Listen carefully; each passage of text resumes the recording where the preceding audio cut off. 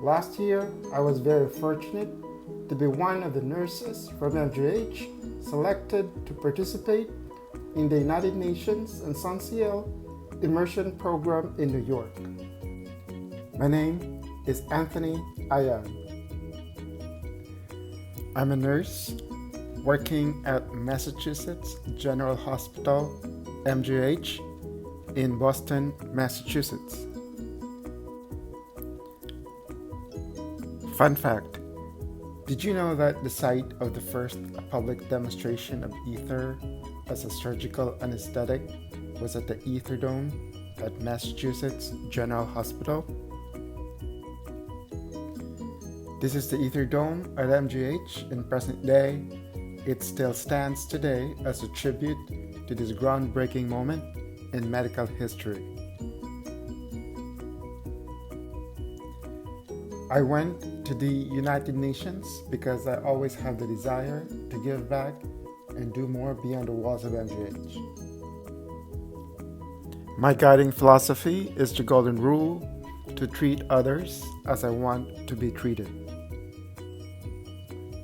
If you've ever toured the United Nations headquarters in New York, you may have seen the replica of Norman Rockwell's artwork inscribed with the golden rule. That art piece resonates deeply with me. The message and imagery continue to leave a lasting impression. At MGH, I work as a nurse case manager and specifically responsible for care coordination and discharge planning. On a daily basis, I deal with complex social situations such as patient cases facing financial limitations and insurance barriers. I am passionate about healthcare equity, and so I make it a point to explore resources for patients affected by limited access to healthcare funding and community support. I also work and collaborate with the rest of the care team members to ensure they receive the care and assistance they need as they reintegrate back to the community. Going to the United Nations deepened my understanding of global health. It also empowered me to take an active role in driving positive change. While it was a truly inspiring experience, it also marked a moment of personal reckoning. I was disheartened to realize the stagnation in our collective progress toward equity, prosperity, and sustainability. We are falling significantly behind on our sustainable development goals, and the urgency is undeniable. I believe that we must keep the conversation alive, not only about spreading kindness and doing good, but also about protecting the one planet we share. Sustainability is not optional, it's a moral imperative. Since returning from the United Nations immersion program, I have started to integrate what I learned into my practice. I have been involved in an initiative at the MGH Lurie Center for Autism. Procedures like blood draws can be deeply distressing for patients, especially those with autism. To better support and prepare these patients and to simulate the actual procedure, there was a discussion about including practice demonstrations and utilizing procedural kits. That sparked the need for obtaining practice supplies. I reached out to several nurse practice specialists at MGH to explore options for obtaining the practice supplies. In the process, I learned that certain supplies nearing expiration are routinely removed from hospital units and discarded. To me, that represents preventable medical waste, resources that could still serve an educational purpose. We then connected with our materials management at MGH and partnered with them to redirect and repurpose these supplies. This project is currently underway. We are hopeful that the toolkits will be available soon for teaching and demonstration at the MGH Lurie Center for Autism. As a team, we are taking a small but meaningful step toward reducing medical waste.